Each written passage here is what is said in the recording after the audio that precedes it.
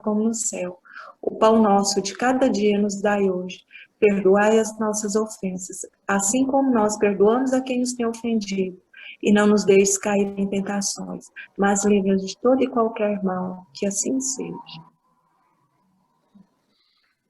Ok. Renata, a hora que você tiver ok aí com o som, tudo, você dá um sinal para a gente. Ainda não está. Tá bom. Pessoal, aqui, esse artigo, né, só fazendo um resuminho, o Kardec monta aqui uma defesa, né, assim, uma opinião de que é interessante, né, de vez em quando, evocar parentes, né, espíritos conhecidos, espíritos que a gente teria assim, mais certeza de, né? Então, tem as evocações, às vezes até manifestação espontânea, de espíritos que se denominam ou assinam, né, como espíritos famosos, espíritos conhecidos. Então, há uma certa dificuldade de provar isso, né? Olha, será que é o fulano mesmo, né? E aqui, nesse artigo, ele defende que, como quem diz, olha, não há nada de mal, não há problema nenhum evocar parente, né? Então, eu vou ler só esse último parágrafo, que é o que termina o artigo, né? Onde ele diz assim, ó, essas comunicações têm outra vantagem. Qual comunicação? A dos parentes, a dos conhecidos, né? Constatar a identidade dos espíritos de maneira mais precisa. Quando nos diz um espírito ter sido Sócrates ou Platão, somos obrigados a crer sob palavra, porquanto traz consigo um certificado de autenticidade. Podemos ver em suas palavras se desmente ou não a origem que ele se atribui. Julgamo-lo espírito elevado e estudo. Em verdade, sendo Sócrates ou Platão, pouco importa. Mas quando o espírito de nossos parentes, de nossos amigos, ou daqueles que conhecemos, se nos manifesta, apresentam-se 1000 circunstâncias de detalhes íntimos, nos quais a identidade não poderia ser posta em dúvida.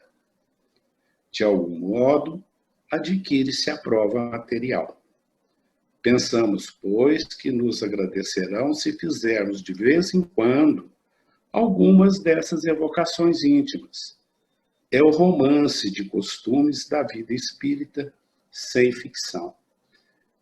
Eu achei bonito esse textozinho quando fala assim, embora ele diz de vez em quando, né?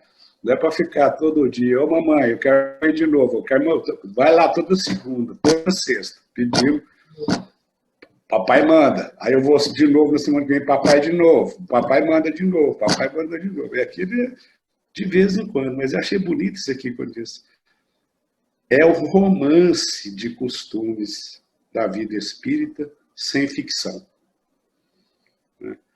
Eu achei muito, muito, muito legal isso aí. Alguém gostaria de falar alguma coisa, acrescentar alguma coisa?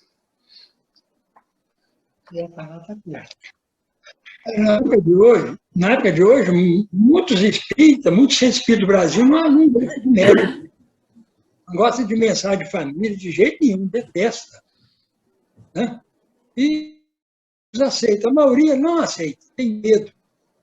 Né? Fica com medo de muita afeição exagerada aos médiums, tem muito medo. E essa é comprovação. Isso, né? Bem mais fácil de identificar, né? É meu pai mesmo, é minha mãe mesmo, agora é Sócrates, é Platão, sei lá. O Chico Xavier abriu esse trabalho para ensinar os espíritos. Lá em Pedro Leopoldo, raramente eu recebia uma mensagem particular. Mas aqui no Uberaba já começou forte. Cada ano foi aumentando mais esse trabalho. Segunda-feira, sexta e sábado. Muitos e muitos anos, né? Trabalho imenso. Porque a humanidade precisava dessa comprovação. A humanidade, não somos nós espíritos. Não é? Isso aí. Só, eu acho que tem uns 80 livros de comunicações de família. Alguém mais? Então, gente, o próximo tópico nosso aqui, nós vamos pular algumas coisas aí, ó. Vai ser magnetismo e espiritismo. É outro mês? Não, é março ainda.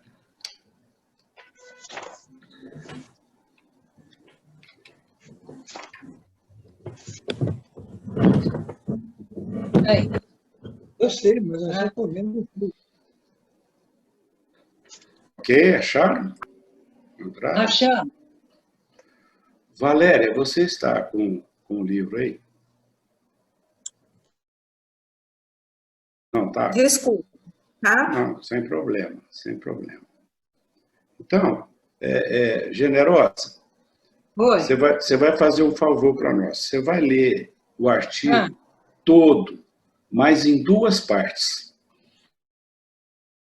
Pode ficar um pouco complicadinho para a gente comentar ou perguntar alguma coisa. O artigo mesmo ele tem 2 páginas. Se você ler até está em jogo, depois nós fazemos nos comentários, perguntamos alguma coisa, e depois você continua até o final. Tá bom? Ô, Célio, eu vou ler a metade, comenta e fica muito para mim. Você acha que fica muito? Não fica não, o resto é só a conclusão. Fica à vontade. Só que você falou para o lugar que é para me parar. Eu te falo, eu te aviso. Então você não avisa, sabe por quê? A tradução é diferente. Não tem problema. Tá bom, eu te aviso. Tá. Não, ele falou outro nome, porque não é aqui. O nosso está diferente. Magnetismo e espiritismo. Quando apareceram os primeiros fenômenos espíritas, algumas pessoas pensaram que essa descoberta, se assim podemos chamar, iria desferir um golpe de morte no magnetismo, e que ocorreria, como nas invenções, a mais aperfeiçoada faz esquecer sua predecessora. Tal erro não tardou a se dissipar e prontamente se reconheceu o parentesco próximo de 2 ciências. Com efeito, baseando-se ambas na existência e na manifestação da alma, longe de se combaterem, podem e devem se prestar mútuo apoio.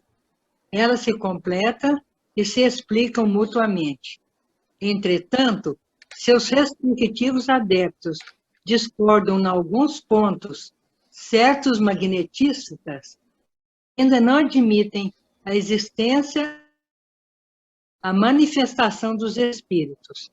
Pensam que podem tudo explicar pela só ação do fluido magnético, opinião que nos limitamos a constatar, reservamos para discutir mais tarde. Agora, aqui embaixo tem o número 1, vou ler. Magnetizador. É o que pratica o magnetismo. Magnetista é aquele que orienta os princípios. Pode ser magnetista sem ser magnetizador. Olha que interessante. Pesquisador. Mas não se pode ser magnetizador sem ser magnetista. Então, nós mesmos partilhávamos o princípio, mas como tantos outros, tivemos que nos render à evidência dos fatos. Ao contrário, os adeptos do espiritismo são todos concordes com o magnetismo. Todos admitem sua ação e fenômenos sonambúlicos numa manifestação da alma. Essa posição, aliás, se enfraquece dia a dia, e é fácil prever que não está longe o dia em que cessará qualquer distinção.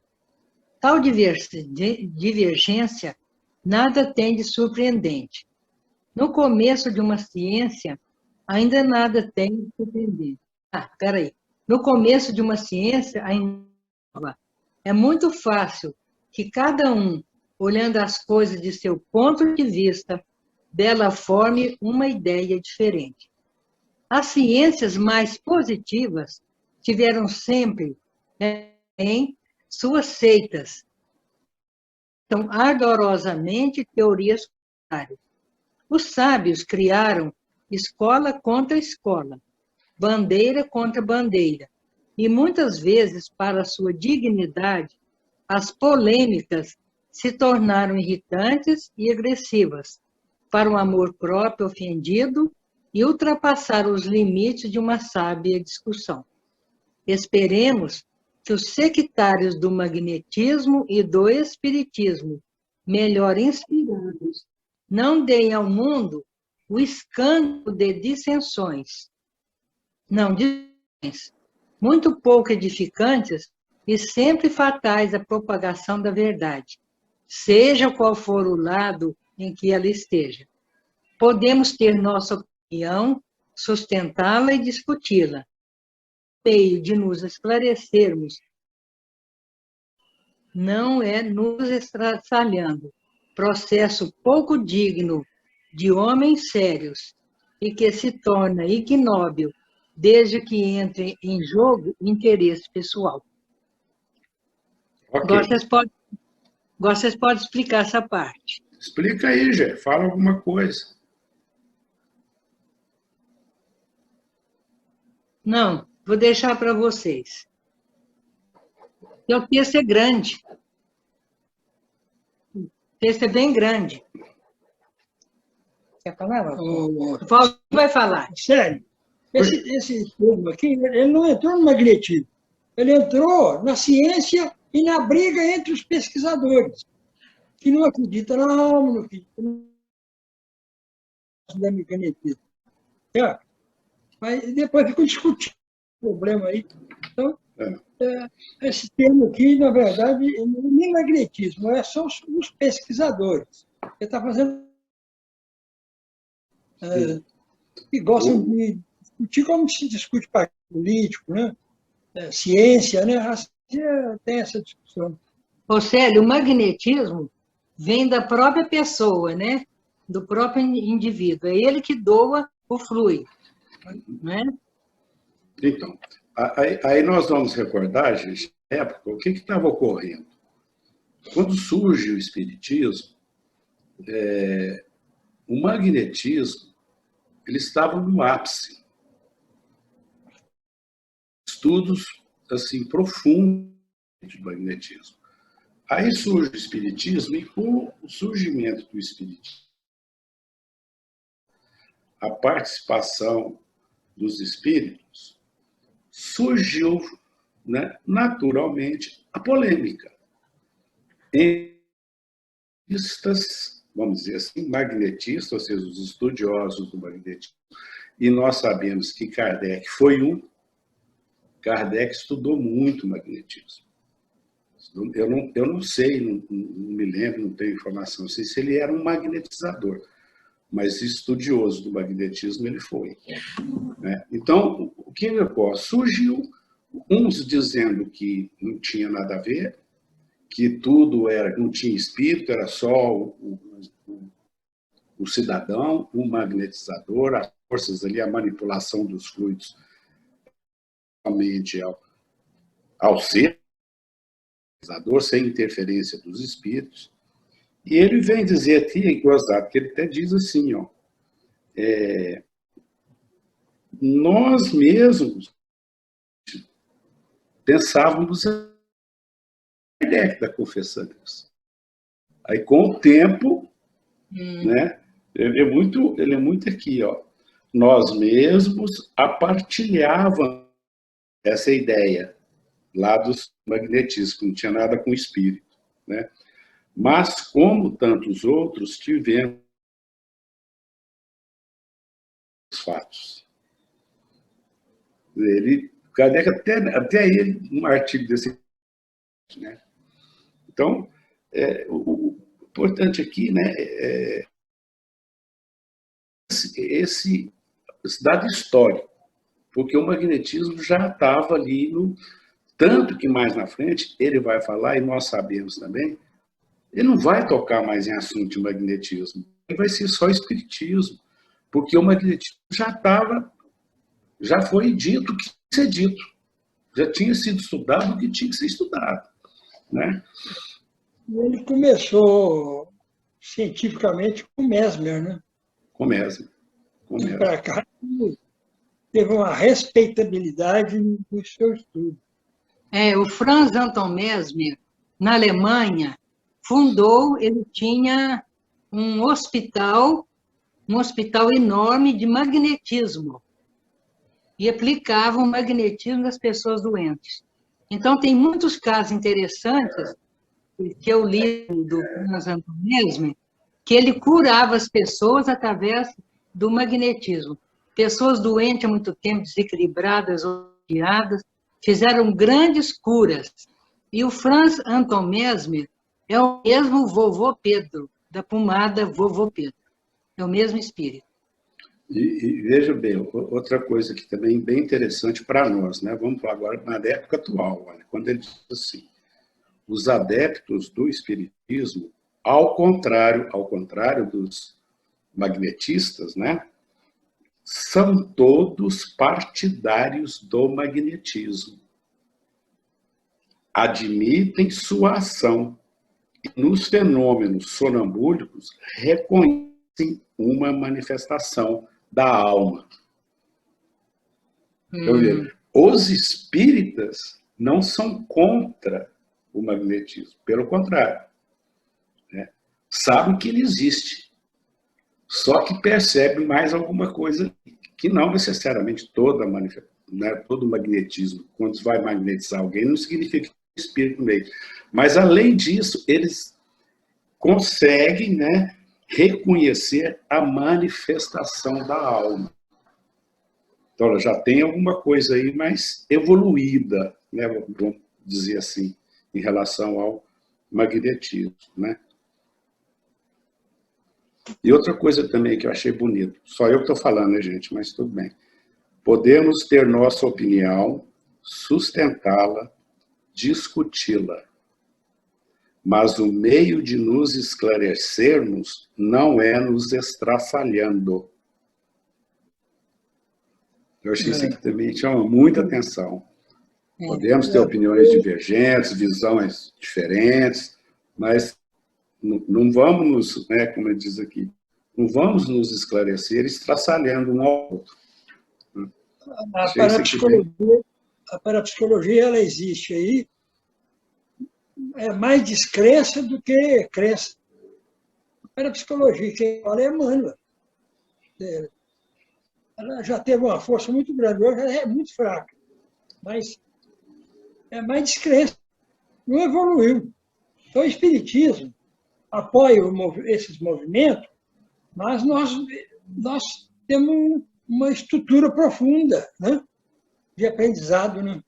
O magnetismo é fruto do pensamento do espírito, dos espíritos, do ser vivo, né? Ou melhor, o magnetismo está no mundo animal. Né? No mundo animal. Insetos, está em tudo. E o homem é um magnetismo mais superior, é só isso. Eu queria fazer uma pergunta. Faça, Liliane. Então, quando uma pessoa, assim, se ela está com desequilíbrio, ela não está com magnetismo legal, então, em harmonia, assim, seria? Sinceramente, eu não entendi a pergunta. Se a pessoa está em desequilíbrio, quer dizer que o magnetismo dela está, assim, não está bom, não está harmônico, não está... Não sei como explicar, assim, porque... Vamos ver se eu vou conseguir aí. Talvez eu tenha entendido a pergunta de uma forma diferente, mas eu não diria que é o magnetismo dela. Os fluidos, algum tipo, fluido vital dela, está baixo. É como se ela falou assim, ó, sua vitamina D está baixa. Você precisa tomar uma vitamina D ou tomar um sol. Toma um sol que vai melhorar a vitamina D. O que o magnetizador faz? Ele transfere, ele doa fluido vital dele para você. Por isso que o Valtinga falou, é animal.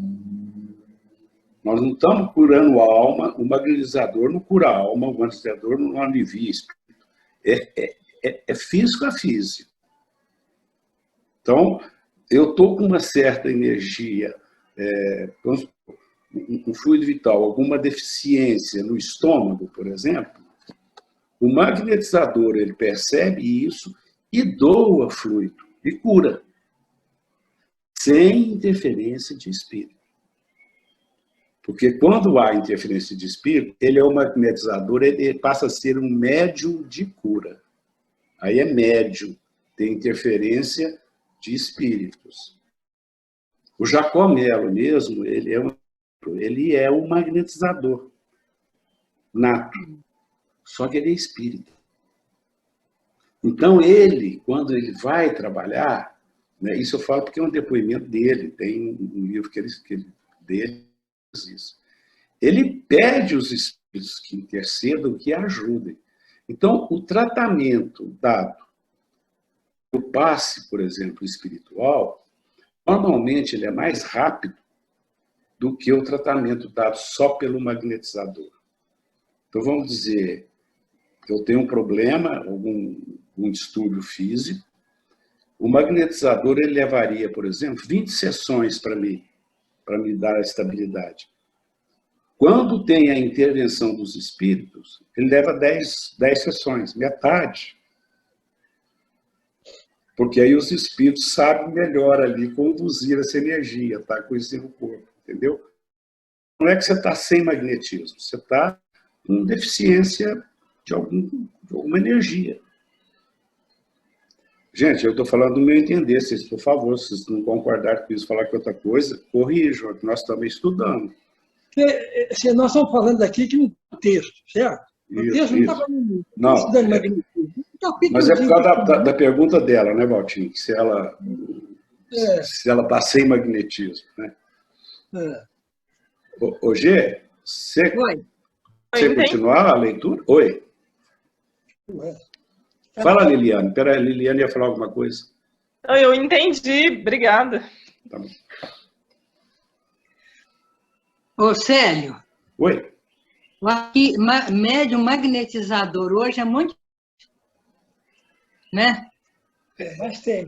Tem muito médium de cura que é magnetizador, só que ele tem espírito Isso. bem, né? Tem espírito mesmo. Só magnetizador, não. Aí a gente nem conhece, nem nunca ouviu falar. Porque, veja bem, o espírito ele não tem fluido vital. Ele tem que tirar de alguém. Então, esses médios de cura, quando eu estou falando cura física. Isso. É espírito coordenando, tirando fluido vital do médium ou de alguém que está próximo. Porque o espírito não tem fluido. Mas tem pessoas que nem todo médium magnetizador sabe que é médium magnetizador. Então, tem muitos médios que são magnetizadores, mas não sabem. Sabem, Deixa eu complementar isso aí. Outra ingenuidade é que muitos médiums magnetizadores, de bom coração, acreditam que eles estão dando só a energia deles. Certo? E se eles têm bom coração, os espíritos estão com eles. Não está sozinho, não existe isso. Se ele for materialista, aí sim, ele está sozinho. Ele pensa em dinheiro, pagamento, mas se ele tem bom coração, em qualquer religião, os espíritos vão trabalhar com ele. Então vamos continuar. Aí você pode ir até o final, tá, Gê? Por favor. O magnetismo preparou o caminho do espiritismo. Os rápidos progressos dessa última doutrina são incontestavelmente devidos à vulgarização das ideias sobre a primeira. Dos fenômenos magnéticos, do sonambulismo e do êxtase, as manifestações espíritas, apenas um passo. Sua conexão é tal que é, por assim dizer, impossível falar de um sem falar do outro. Temos que ficar fora da ciência do magnetismo, nosso quadro ficará incompleto e podemos ser comparados a um que se abstivesse de falar da luz.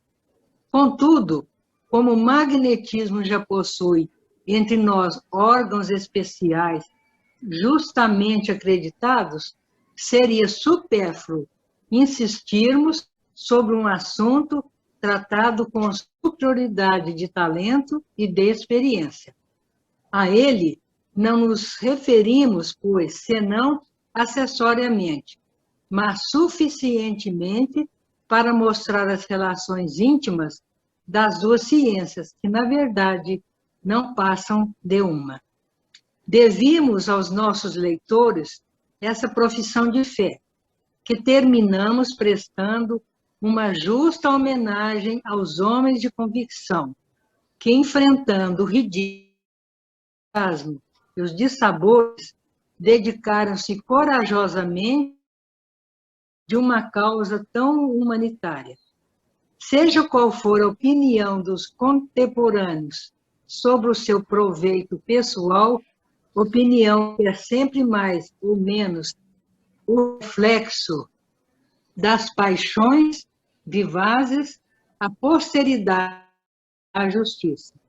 Ela colocará os nomes do barão Dupotet, diretor do jornal do magnetismo, e do senhor Millet, diretor da Union Magnétique, ao lado de seus ilustres pioneiros, o Marquês de Pesseguir e o Sabre de Deleuze. Graças a seus esforços perseverantes, o magnetismo popularizado é na ciência oficial. Cochísticos. Cabro passou a linguagem comum, já não afugenta, e quando alguém se diz magnetizador, já não lhe riem nas bochechas. Allan Kardec. Foi uma justificativa, né? É. Mas então, naquela época, já tinha esses magnetizadores que foram citados, né? O Barão, né? Sim. Foram os que trabalharam, né, na ciência do magnetismo, né? Não é? Esse senhor Millet, ele era amigo de Allan Kardec. Ele pertencia à Sociedade Espírita lá de Paris. Esse Marquês também, de Pesseguir também. Agora, esse Deleuze, não sei se fazia parte lá junto com Allan Kardec. Só não sei por que ele não pôs aí o Mesmer. O Mesmer é mais antigo. Porque o Mesmer é do ano de 1700, dos final. Ele foi o precursor do magnetismo, praticamente. Isso, né? O precursor daquela área lá. Depois, ele saiu da Alemanha, o Mesmer, e foi ser magnetizado lá em Paris. E lá ele ficou com Kardec. Tem filme, viu, gente? Quem quiser assistir, só procurar o filme sobre Mesmer. Eu quero. Tudo. Conta tudo, é só procurar lá no YouTube. No YouTube, né? Tinha mais de um sobre ele. É mais de um, tem vários mesmo. Põe lá, YouTube, filme, Mesmer. Eu quero assistir. Aqui, nesse último trecho que a G leu, né? E principalmente desse, vamos dizer, o parágrafo da segunda parte, algumas coisas se destacaram. O magnetismo preparou o caminho do espiritismo. Ponto. Né? Dos fenômenos magnéticos, do sonambulismo e do êxtase, às manifestações espíritas, não há mais que um passo. Outro destaque. Se tivéssemos que ficar fora da ciência magnética, nosso quadro seria incompleto e poderíamos ser comparados a um professor de física que se abstivesse de falar da luz. Ou seja, eu sou um professor de física, eu vou falar da mecânica, da dinâmica, da eletricidade e não falo da luz. Falo da ótica, né? Mas a luz fica, faz parte. Então, o Kardec está firmando o pé. E quando ele fala, essas duas ciências, que a bem da verdade, não passam de uma. Não sei se eu vou falar bobeira, mas o magnetismo iniciou um processo de provar o invisível, né? Por isso que ele fala que é um precursor, Precursor, né? Abriu o caminho, né? O que não via, não era remédio que tomava. Na época era só... Então, provar que existe o invisível, né? Inclusive os fluidos, né, Edna? Que nós não vemos, não é o invisível só com relação a espírito. São os fluidos, forças desconhecidas. Força. Eu falei invisível, são as forças desconhecidas. Forças desconhecidas que manipulam, né? Que são manipuladas. Gente, estão muito caladinhos. Sério? Oi? Tem aquele senhor que anda aqui no Brasil quase que inteiro, o Paulo Neto. Será que ele é magnetizador, o Paulo Neto? Olha, ele deve ter o fluido vital, só que ele usa os espíritos, né? Isso. Ele usa os espíritos, ele utiliza, ele pede, ele ora, ele pede, mas ele deve ter fluido em excesso, em boa carga de fluido vital para doar. Acredito eu acho que é assim, não sei, nunca perguntei para ele assim, nunca conversei com ele nesse ponto, mas... O magnetizador, se ele é poderoso, mas não chega nos pés. Do magnetizador, não, por quê? Porque vai trabalhar com uma multidão de espíritos. Aí que está a diferença. Valtinho, exatamente isso que o Jacobel disse. A diferença é gritante. Quando eu trabalho só comigo, usando só com os espíritos. Ele mesmo fala, a diferença é, o resultado é outro. A rapidez é outra, porque, poxa, os espíritos estão olhando, vai direto no ponto. Pega lá o meu fluido vital e vai direto no ponto daquela Liliana está precisando. Às vezes eu sozinho, como autorizado, eu estou ali ainda, titubeando. Não sei, tem alguma coisa aqui, né? A Liliana está no estômago. Eu fico bem...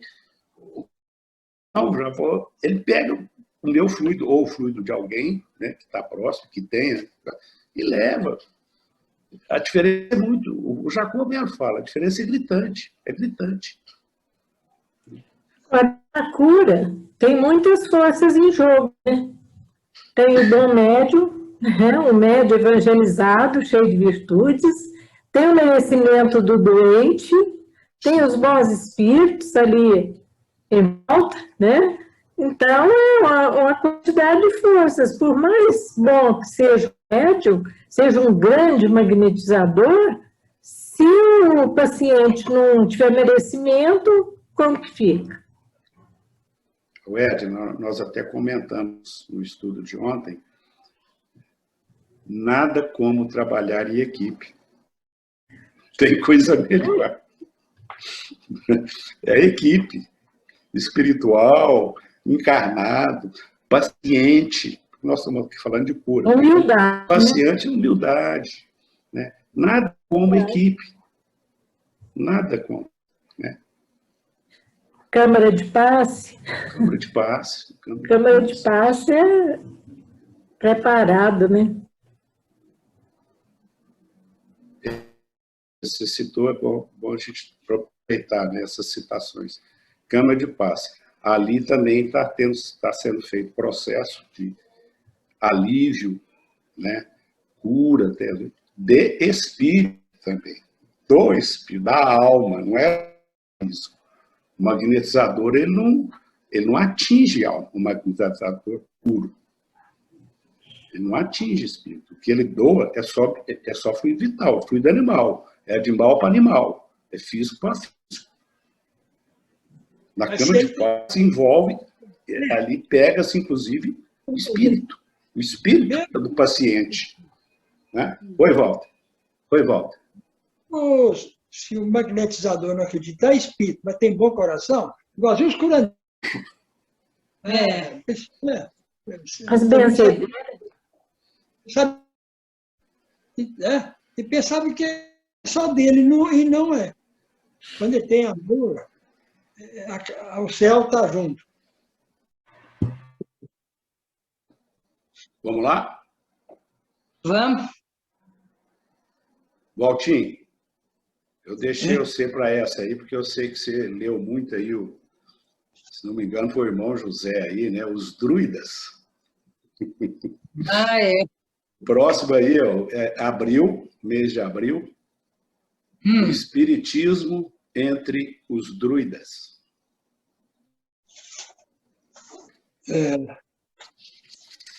O pedaço é grande, depois vocês continuam. Não, ele é muito longo. Você podia ir até humanidade parece estar entrando. Eu acho que é um parágrafo.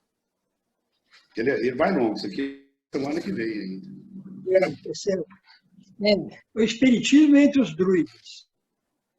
Sob o título Leviathan, o senhor Edouard Fournier publicou há 10 anos, no Siècle, uma série de artigos tão notáveis do ponto de vista de erudição, muito interessantes em relação à história. Passando em revista todas as invenções e descobertas modernas, prova o autor que o nosso século tem um mérito da aplicação e do desenvolvimento. Não tem, ao menos, quanto a maior parte da prioridade.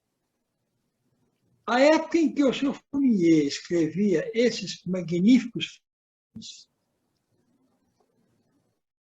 cogitava de espíritos, sem o que não teria ele deixado de sublinhar que tudo quanto se passa hoje é mera repetição daquilo que os antigos sabiam tão bem, ou melhor do que.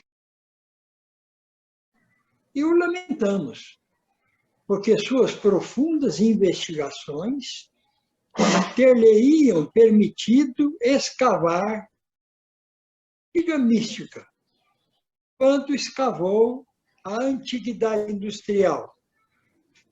E fazemos votos porque as suas laboriosas pesquisas sejam um dia dirigidas para o lado. Então, estou analisando aqui o senhor Fournier, que escreveu belos artigos. Parece que Kardec mesmo, né? Escreveu esse artigo. Isso. É ele mesmo. Não está assinado. É ele. Então é importante isso, né? Virou a seriedade do Fournier escrevendo esses artigos. E, logicamente, falando dos dois. Então vamos.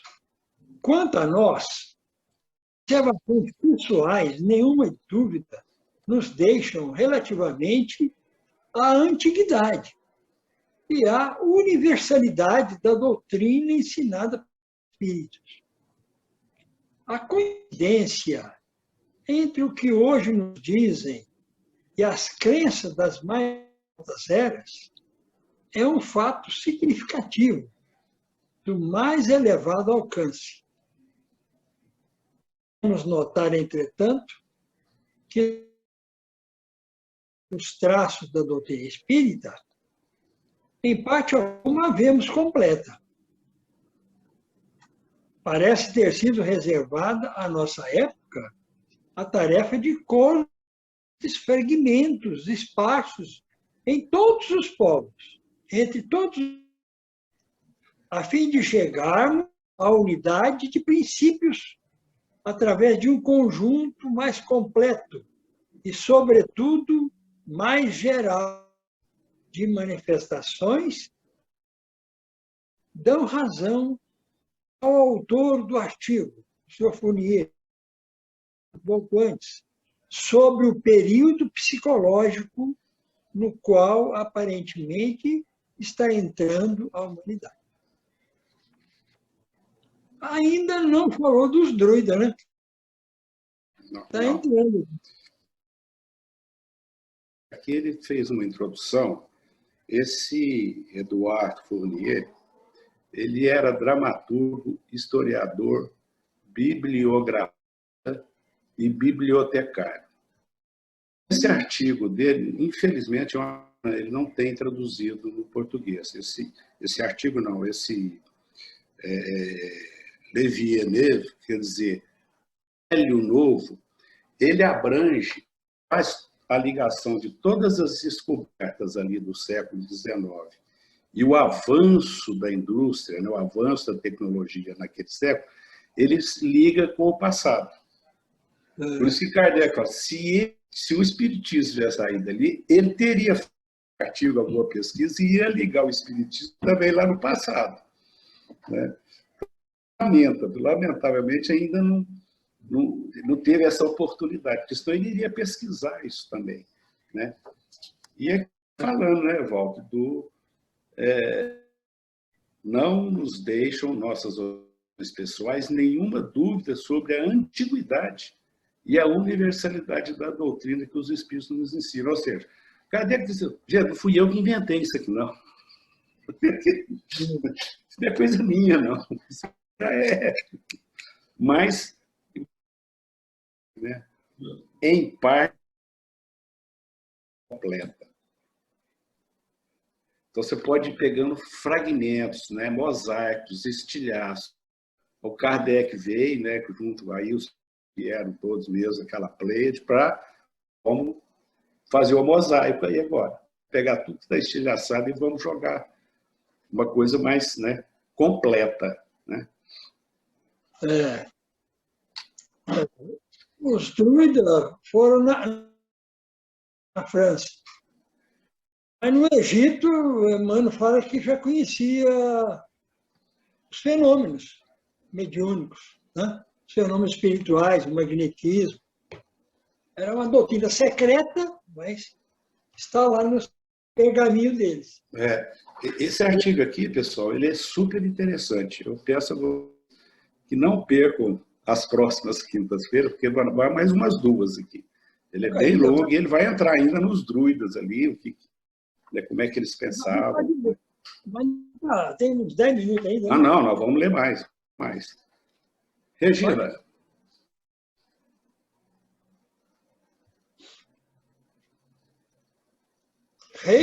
Microfone, Regina. Seu microfone. Aí. Aqui? Isso. Quase por toda parte. Quase por toda parte, a ignorância e os preconceitos desconfiguraram esta doutrina, cujos princípios fundamentais se misturam todos os tempos, exploradas com o fim de abafar a razão. Entretanto, sobre esse amontoado de absurdos, germinam as mais sublimes ideias como sementes preciosas ocultas sob as sarças, à espera da luz vivificante do sol que se desenvolverem. Do sol para se desenvolverem. Mais universal, nossa geração afasta as sarças. Esse arroteamento, entretanto, não pode ser feito sem transição. Nossa, interessante. Aqui, ó, esse parágrafo. E poético. Poético. Isso, nossa, maravilhoso, porque fala que até hoje nós sofremos isso aí. os preconceitos, as injustiças e toda essa porção de comentários que saiu a respeito da doutrina dos espíritos, né? De superstições, de que era coisa de bruxo, coisa do demônio, essas coisas que são, né, práticas supersticiosas de tempos que tiveram como fim abafar a razão. Né? Isso é muito, muito, porque realmente, né, a gente vê lá isso, as pessoas não entendiam nada da vida, nada do mundo, nada dos fenômenos, né, das coisas que aconteciam na Terra, na pessoa, com as pessoas. E esses amados aí de absurdos, eles fizeram germinar ideias sublimes, né, ideias sublimes, como sementes ocultas nas sarças. Mais tarde foi retirando essas sarças, né, e brotando essa luz vivificante que se desenvolveram aí.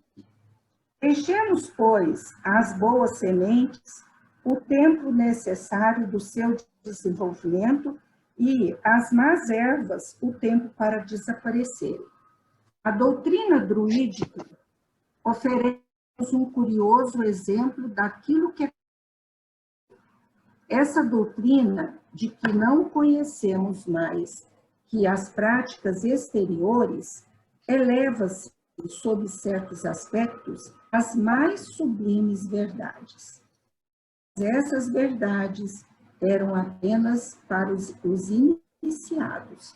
Apavorado pelos sacrifícios sangrentos, o público colhia com santo respeito o agárico sagrado do carvalho e via apenas a fantasmagoria. Poderemos avaliá-lo pela citação do texto que segue, extraído de um documento tão precioso quanto desconhecido, o qual é uma luz completamente nova sobre a verdadeira teologia dos nossos ancestrais. Só lembrando aí, né, Regina, o Carvalho era um ídolo, né, um dos druidas, né? Eles veneravam o Carvalho. Né? Carvalho é árvore, não é? É a árvore de Carvalho. Eu li que eles faziam sessões debaixo dos carvalhos. Porque ali o Carvalho é que respondia. Isso. É uma ciência, né? Então, nós não estudamos isso, isso é profundo, precisamos conhecer, né? Aprofundar, estudar sobre política. Né? Quer que continue lendo? Pode continuar mais. Oferecemos à reflexão de nossos leitores um texto céltico há pouco publicado e cujo apartamento causou certa emoção. É impossível, ao certo, saber-lhe o autor e mesmo a que século remonta. Mas o que é incontestável é que pertence à tradição dos bárbaros da Gália. Sabe o feito que a Gália é ainda, em nossos dias, o mais fiel asilo da nacionalidade gaulesa, que entre nós são profundas modificações. Apenas roçada pela dominação romana, que nela se deteve pouco tempo e fracamente, preservada pela invasão dos bárbaros, pela energia dos seus habitantes e pelas dificuldades do seu território,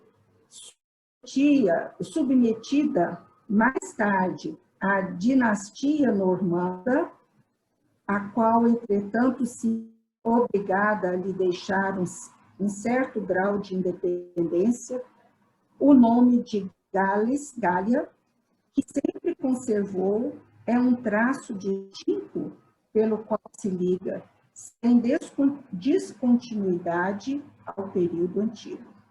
A língua ímrica, falada outrora em toda a parte setentrional da Gália, jamais deixou de ser usado. Muitos costumes são igualmente gauleses.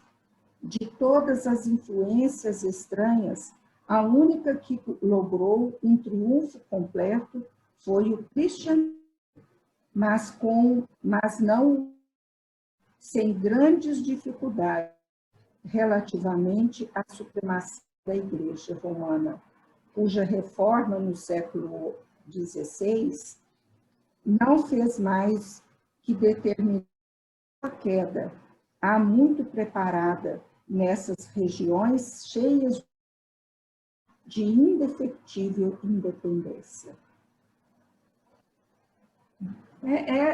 Isso aqui dá um congresso, né, Célio? Porque a ciência que nós não temos conhecimento, precisaria aí estudar história, né, no começo, lá da formação dos povos, dos domínios. Pelo que a gente vê aqui, a Gália não foi totalmente dominada pelo Império Romano, né? Ela não foi tão pedrada, né, como foi outras. Tem pedras, né? Então, Pode essa falar aí. língua, deve ser a dos gauleses, né, na época, era falada em toda a parte setentrional da Gália. Era falada por grande parte lá da região. E jamais de ser usada. E olha que é tão forte que até hoje no reino, né, o país de Gales, eles continuam ainda com a língua própria deles. Eles falam inglês. Sabe aqueles conservadores?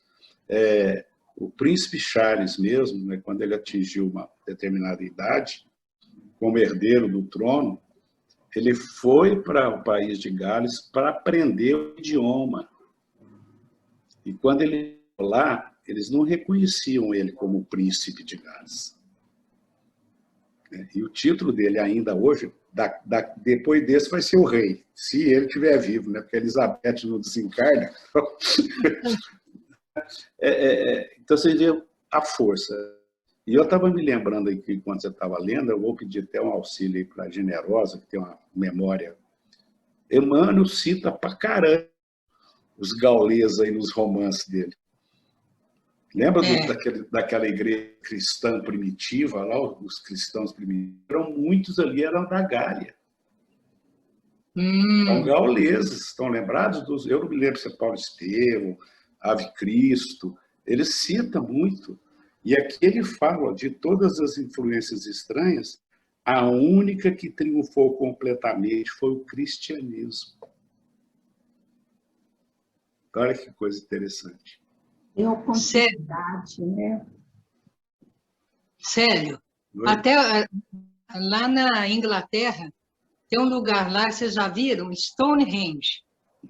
Esse Stonehenge, Stone quer dizer pedra, e Henge é o lugar. Stonehenge tem até hoje aquele círculo de pedras, as pedras pontiagudas em círculo, e em cima as pedras fechando, que era o lugar onde os druidas faziam seus cultos. Stonehenge. Pedra gigantesca.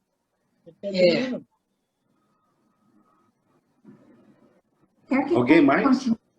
A leitura? Ou... Pode ler mais um. Lê mais um. Vamos ver, lê mais esse parágrafo aí. Ó. Pode-se mesmo dizer que, convertendo-se ao cristianismo, os druidas não se extinguiram totalmente na Gália, como na nossa Bretanha e em outras regiões de sangue gaulês. Tiveram como consequência imediata uma sociedade muito solidamente constituída, em aparência principalmente ao culto da poesia nacional mas que, sob um manto poético, conservou com uma fidelidade notável a herança intelectual da Gália antiga. A sociedade bárdica da Gália, que depois de se haver mantido como secreta durante toda a Idade Média, por uma transmissão oral dos seus monumentos literários e de sua doutrina, à semelhança do que faziam os druidas, dedicou-se ao redor dos séculos XVI e XVII a confiar à escrita as partes mais essenciais dessa herança. Desse acervo, cuja autenticidade é assim atestada por uma cadeia tradicional ininterrupta, procede o texto de que falamos. E o seu valor, dadas essas circunstâncias, não depende, como se vê, da mão que teve o mérito de o escrever, nem da época em que sua redação possa assumir sua forma última. O que ali transpira, acima de tudo, é o espírito dos bardos medievais, que, por sua vez, eram os últimos discípulos dessa corporação sábia e religiosa, que, sob o nome de druidas, dominou a Gália durante o primeiro período da sua história, mais ou menos à maneira porque o fez o clero latino durante a Idade Média. Então,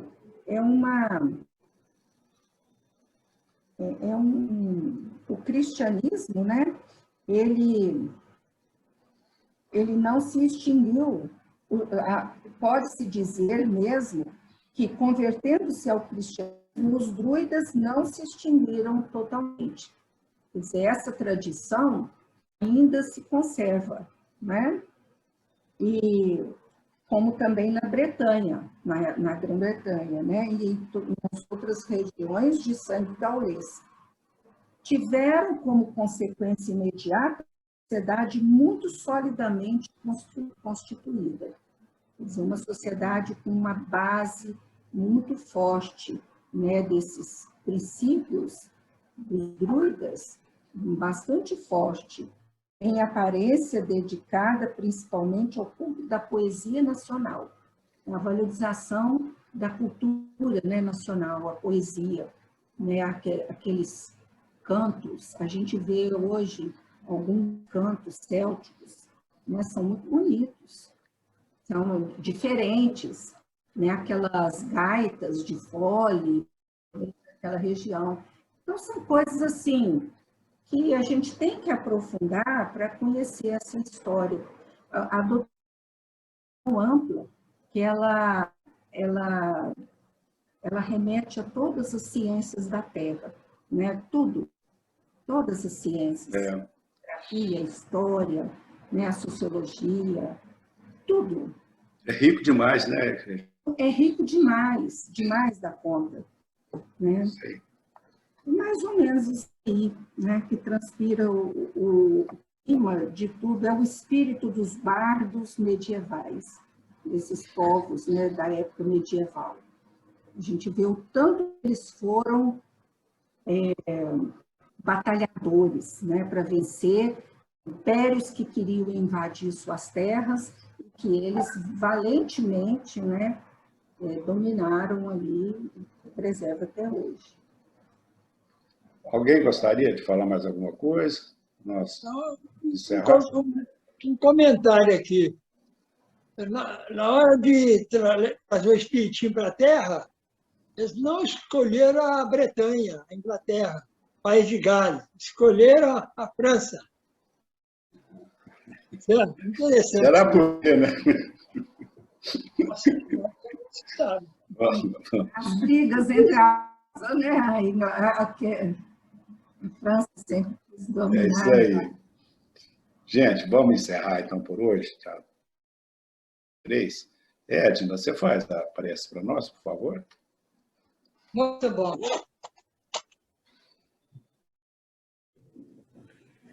Deus, nosso Pai, derramai sobre nós as suas bênçãos. Jesus, nosso Mestre maior, derramai a sua luz, nos inspire, Senhor, nessa nossa boa vontade de aprender cada dia mais esses ensinamentos tão importantes da doutrina espírita, do cristianismo. Todos nós, Senhor, possamos estar fortalecidos para que possamos perseverar com o mesmo entusiasmo, sempre. Pedimos a assistência dos bons espíritos, nas nossas vibrações, para todos os irmãos que estão enfermos, nos hospitais, Covid ou de outra enfermidade, para os familiares, para todos aqueles que estão desempregados, pais de família, para os que permanecem no vício, na ignorância, na maldade, na corrupção. Amparai, Senhor, a todos, que a fagulha de esperança possa reinar em todos os corações.